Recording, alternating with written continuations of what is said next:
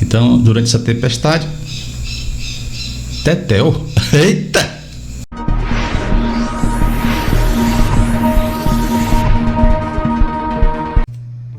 Boa noite, galera do terceiro ano da Escola de Ensino Médio Almir Pinto, terceiro A, B, C e D, tá bom? A gente vai fazer uma revisão e aí a gente quer ter esse momento também assíncrono, né? A gente teve uma revisão hoje à tarde, a gente teve aí uma presença legal e agora à tarde e agora à noite eu tô gravando essa aula para a gente ficar na memória de vocês aí quando vocês precisarem, tá? Vamos nós! Em relação à corrente elétrica, questão de número 1. Considere as afirmativas a seguir. Onde é que você está lendo isso aí? Estou lendo aqui, cara. Em relação à corrente elétrica, considere as afirmativas a seguir. Então, o que é que a gente vai estudar aqui? A gente vai estudar a corrente elétrica. Qual é o símbolo da corrente elétrica? É a letra I. E o que é que tem a ver corrente elétrica com a letra I? É porque é a intensidade da corrente elétrica, tá bom? Então, a intensidade da corrente elétrica é a letra I. Ela tem uma definição matemática que a gente vai já relembrar. Vamos ler a afirmativa de número 1. O que é que está falando a afirmativa de número 1? A corrente elétrica é uma grandeza escalar. Caramba, o que é uma grandeza escalar? Quando você perceber essa palavra na física, escalar, você vai lembrar de um número. Um número. Tá certo? E eu vou te dar um exemplo, o tempo. Tempo, Hilda? Vamos lá, pergunta assim. Que horas são? Você vai me dizer 8 horas. 8, né? 8 horas é o tempo. 8 está bem definido que horas são. Porque o oposto dessa grandeza simples, que eu digo o número já está resolvido, é a grandeza vetorial. Tá bom? A gente vai falar um pouquinho mais na frente. Então a afirmativa 1 está dizendo a corrente elétrica é uma grandeza escalar. A gente vai ter que analisar isso aí. A definição de corrente elétrica, fazendo essa análise agora, tá? A definição de corrente elétrica é a carga sobre o tempo. Pois, a carga é uma grandeza escalar. Porque quando eu falo que um corpo está com 2 coulomb de carga elétrica, acabou. E o tempo também é uma grandeza escalar. A gente acabou de falar sobre isso, não foi? As horas, os minutos, os segundos. Então aqui é uma grandeza também escalar. Então a divisão de uma grandeza escalar por uma grandeza escalar certamente vai dar aqui uma grandeza escalar também, tá? Uma grandeza escalar. Então a corrente elétrica é uma grandeza escalar, até aqui está perfeito. Definida como uma razão entre a variação da quantidade de carga, opa, tá aqui, ó, aqui, que flui, vou apagar aqui, com o meio e o intervalo de tempo. Tá bom? Deu uma travada aí, eu fiquei, deu um tiltzinho aqui na caneta. E aí o que acontece, galera? Sobre o tempo. É justamente isso que a questão está dizendo, né? Então, a intensidade da corrente elétrica é a carga sobre o tempo. Então, a afirmativa 1 é uma afirmativa correta. Afirmativa 1 é uma afirmativa correta. Deixa aí, tá? Afirmativa 2. Vamos registrar aqui a afirmativa 2 e vamos analisar, tá? A corrente elétrica convencional descreve o fluxo de carga elétrica positiva. Que é isso? Que marmota é essa? Que tanto nome complicado. Corrente elétrica convencional. Existe outra? Sim, existe a corrente elétrica real. Eu vou dar real para você aqui. Ó. Eu tenho aqui um fio, eu vou ampliar um fio e vou continuar ele aqui, tá bom? Aí aqui é ligado uma bateria, que é uma pilhazinha, polo positivo, polo negativo. Continua a pilha e liga aqui. Aqui tudo é fio, tá? Aqui é um fio, não esqueça disso. Que aqui, ó, é um fio. Só está ampliado para eu poder ver quem? Um elétron. Vou colocar um elétrozinho aqui. Esse elétron, ele sai do polo negativo e vai para o polo positivo, porque você sabe que o negativo é atraído pelo positivo. Os opostos se atraem, tá bom? E aí o que é que vai acontecer aqui, pessoal? Vai acontecer o seguinte. A corrente elétrica real é essa. Isso aqui é chamada de corrente elétrica real. Eu li, eu não sei aonde, que por questões de superstição, eles não gostavam de trabalhar com uma carga negativa, isso poderia dar azar. Então eles vão fazer o seguinte, vamos trabalhar com cargas positivas, mas no sentido contrário, que dá o mesmo efeito. E aí surgiu a corrente elétrica convencional, certo? Então toda vida que falar corrente real é a corrente que os elétrons fazem. E a corrente convencional é oposta à corrente elétrica, né, real, e com o sinal trocado, né, para compensar eletrostaticamente, eletricamente falando. Então, a corrente elétrica convencional descreve o fluxo de carga elétrica positivas. Verdadeiro, né? Aqui também é um item verdadeiro, ok? Aí vamos para o 3 que sai bem rapidinho. Os elétrons fluem no interior dos metais com a velocidade da luz. Isso aqui, pessoal, é uma coisa que o pessoal confunde pra caramba, confunde muito, tá? Eu vou até dar uma melhorada na luz aqui para vocês poderem analisar com melhor qualidade, tá bom? Vamos aqui, eu vou reduzir, a gente vai passar para cá e eu quero chamar a atenção para isso, tá? Vou pegar aqui mais uma vez o apagador, o apontador e vamos começar. Eu vou desenhar aqui um circuito, é um circuito aberto, vou dizer por que é aberto. Aqui é a nossa pilha, aqui tem um polo negativo, né? Vou apagar aqui, ó. Aqui tem um polo negativo, aqui tem um polo positivo. Eu vou ligar essa pilha, só que eu vou ligar a uma lâmpada, tá bom? A uma lâmpada. Então aqui é uma lâmpada. Os elétrons não podem se movimentar. Por que os elétrons não podem se movimentar? Porque aqui, ó, tem uma chave. Aqui tem uma chave e a chave está aberta. A chave está aberta. Por que a chave está aberta? Porque eu quero. A chave é minha, eu boto onde eu quiser, não? Então, quando os elétrons vêm aqui se movimentar, eles não conseguem passar para o outro lado, né? Porque não conseguem ter esse contato desse ponto aqui com essa outra extremidade. É um condutor, tá? Mas se eu ligar aqui, os elétrons vão passar, se eu ligar, e vai acender essa lâmpada, ok? Deu um sinal aqui. E aí, pessoal, fica o seguinte, ó. O que é que vai acontecer? Deixa eu dar aqui uma mexida. Pronto. O que é que vai acontecer? Quando eu fecho a chave, os elétrons vão viajar por esse fio à velocidade da luz? Nananina não. Os elétrons vão se movimentar de maneira lenta, certo? Relativamente lenta. E o que é que se movimenta a velocidade da luz? Porque a lâmpada, quando eu ligo o interruptor, essa chave aqui está fazendo o papel de interruptor. Quando eu ligo o interruptor, a lâmpada acende automaticamente. Quem faz esse papel aqui é o chamado campo elétrico. Vou nem fazer curva, porque o campo elétrico é uma grandeza vetorial, né? Então aqui o campo elétrico ele viaja com a velocidade da luz e isso sim faz com que o elétron que está bem aqui, ó, o elétron que está bem aqui entre logo em movimento, tá certo? O elétron que está bem aqui entre logo em movimento. Você vai pensar como se fosse uma mangueira d'água cheia. Então quando eu empurro um pouquinho d'água na ponta, já tem se movimentando lá a água do outro lado, né? Então aqui pense, é um fio todo cheio de elétron, tá? É um fio todo cheio de elétron. E o que vai acontecer é que quando eu ligo a chave, o campo elétrico já se propaga com a velocidade da luz. Por isso que automaticamente a lâmpada acende, tá? Então a gente fica essa parada aqui. Vamos voltar aqui para essa alternativa. O que é que ela está dizendo aí?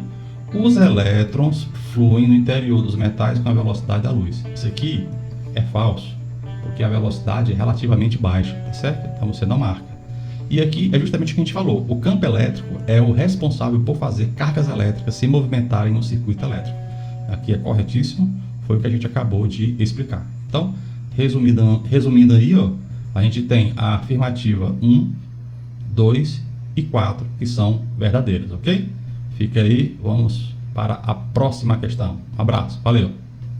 Show de bola, valeu! Vamos nós para a próxima questão, que é uma questão que fala sobre blindagem eletrostática, né, que a gente vai lembrar um pouco de gaiola de Faraday. Vamos lá entender essas ideias aqui numa questão que é muito manjada e que eu acho que cai na prova, tá bom? Durante uma tempestade, um raio atinge um ônibus que trafega por uma rodovia, tá? Então, pode-se afirmar que os passageiros, ele vai começar a colocar as alternativas em relação a esse fenômeno, né? Então, vamos ser rápido e direto aqui para a gente não perder tempo. Quando cai um raio no ônibus, você sabe que esse raio ele vai trazer elétrons, né? Esses elétrons vão se espalhar pela lataria do ônibus. Isso mesmo, os elétrons vão se espalhar pela lataria do ônibus. A gente vai lembrar de um fenômeno que é interessante dos condutores eletrostáticos. Se eu pegar aqui uma esfera e eu deixar uma esfera oca, tá bom? E eu vou colocar elétrons aqui ao redor. Se eu colocar dois elétrons aqui, dois aqui, qualquer que seja a configuração, o campo elétrico aqui dentro é zero. E se o campo elétrico é zero, a corrente elétrica é zero, tá bom? Então, o que vai acontecer aqui? Isso aqui vai se transformar numa blindagem eletrostática. Vamos lá, um cara chamado Michael Faraday, tá? Ele desenvolveu essa ideia, né, da blindagem eletrostática, e ele colocou ele mesmo ficou dentro de uma gaiola, tá? Uma gaiola mesmo metálica, e foi atingido por raios que ele mandou o assistente dele ligar lá. E esses raios, quando chegavam aqui nessa gaiola, esses elétrons se espalhavam e passavam para a Terra, né? Passavam para a Terra aqui sem tocar no Faraday. E aí tem essa ideia que isso aqui se causa por corrente elétrica por dentro é zero, porque o campo elétrico lá dentro é zero, tá bom? Então, o que acontece com o ônibus e não levar choque é porque ele cria essa estrutura de blindagem eletrostática. Vamos fazer a leitura agora para a gente ver se tem algum item que vai falar sobre isso, tá bom? Vamos nós aqui. Item A. Os passageiros lá dentro, como ele fala aqui, ó, pode-se afirmar que os passageiros não sofrerão dano físico em decorrência desse fato. Ok, até aqui está correto, tá? Não vai sofrer dano físico em decorrência desse fato. Agora vamos ver a explicação. Pois os pneus de borracha asseguram o isolamento elétrico do ônibus. Então essa parte aqui é a parte que não pode estar correta, tá bom? Aqui vai deixar essa alternativa falsa, porque não tem nada a ver com o ônibus. Você fala, eu não acredito que não tem nada a ver com o ônibus, não é com o pneu. Exatamente. Cara, se o raio foi capaz de atravessar o ar, sério, Hilda? Sim. Se o raio foi capaz de sair da nuvem, passar pelo ar e chegar no ônibus, ele também pode passar pela borracha, tá? Então essa ideia de isolamento é uma ideia depende do nosso referencial aqui, com a tensão de 220 volts. Numa nuvem, a tensão ela sai de 1 milhão, vou colocar aqui de preto, pode ser de 1 milhão, tá? E pode ir até, pessoal, 1 bilhão, nessa ordem do bilhão, tá? Então fica ligado, a tensão aqui é muito alta, vai do milhão ao bilhão. Do milhão ao bilhão. Então, com essa tensão muito grande, dá para quebrar a capacidade de isolar do ar, tá? Então, vamos seguir aqui na questão. Não é por causa dos pneus. Você pode tirar os pneus e deixar o ônibus encostado no solo e mesmo assim o raio vai atingir o ônibus e não vai atingir os passageiros, tá? Voltando, vamos agora para o próximo item. A próxima alternativa: serão atingidos pela descarga elétrica. Opa, deixa eu afastar aqui um pouquinho, estou pegando a manhã ainda, pessoal. Serão atingidas pelas descargas elétricas. Então eu não vou nem continuar a leitura, tá certo? Em virtude da carroceria metálica ser boa condutora de eletricidade. Então eu não vou nem ler, né? A gente já vai encerrar por aqui. Serão atingidos. Então já vou, essa parte aqui é a parte errada. A gente vai agora para o próximo item, que é o item C. O item C, alternativa C, fala: serão parcialmente atingidos, pois a descarga será homogeneamente distribuída na superfície interna do ônibus. Serão parcialmente atingidos. Aqui é o erro, aqui está errado. Eles não vão ser atingidos. Vamos seguir para o item D. Indo para o item D, item E: não sofrerão danos físicos em decorrência desse fato. Ok, até aqui estou com você, ó. Pois a carroceria metálica do ônibus atua como blindagem. É a palavra mágica, pessoal. Qual é a palavra mágica, Hilda? É a blindagem eletrostática de Michael Faraday, tá bom? Então, a alternativa correta eu já sei que é o D de dado. Vou marcar aqui, mas eu vou continuar a leitura. Não serão atingidos, ok, pois os ônibus interurbanos são obrigados a aportar um para-raio em sua carroceria. Não. Isso aqui é falso. Não tem nenhuma obrigatoriedade, até porque não precisa, tá bom? Então, realmente, a gente finaliza a questão e a gente marca aí o gabarito letra D de dado. Valeu! E vamos para a próxima questão. Uma corrente elétrica de 10 amperes é mantida em um condutor metálico durante 2 minutos. Então, nessa frase aí, pessoal, eu peguei 2 dados que são importantíssimos. Primeiro, ele está dando o valor da corrente elétrica. Corrente elétrica é 10 amperes, tá certo? E ele está dando o tempo que fica ligado aí, ó, são 2 minutos. Então, vou registrar isso aqui. O símbolo da corrente elétrica é a letra I. Então, corrente elétrica I de intensidade, né? Intensidade da corrente vale 10 amperes. E o tempo que ficou ligado, tá? Nesse condutor foi de 2 minutos. Sabendo disso, ele fala o seguinte: pede-se a carga elétrica que atravessa uma seção do condutor. Então, ele quer saber qual é a carga elétrica. Questão boa, né? Tranquila. Vamos lá, vamos fazer. Não, Hilda, não é tranquila não. Talvez para os alunos das outras escolas. Para você, aluno Unipinto, é tranquila, né? Vocês gostam, né? Então vamos resolver essa questão. Essa questão ela tem um problema, porque quando a gente define corrente elétrica, né, que é carga sobre o tempo, a variação do tempo, essa carga aqui, ela é medida em Coulomb, tá certo? E o tempo é medido em segundos. E isso aqui vai dar o quê? Presta atenção. Coulomb por segundo, deixa eu colocar em minúsculozinho, né? Esse outro formato de segundo. Coulomb por segundo é igual a ampere. Ampere, tá? Que é o nosso A maiúsculo. Então vamos guardar isso aí. O tempo aqui está em segundo? Não, ele está em minuto. Como é que eu passo para segundo? É só multiplicar por 60, que dá igual a 120 segundos. Então essa aqui foi a primeira atitude que eu tive, que eu precisei ter, foi transformar esse minuto em segundo, tá?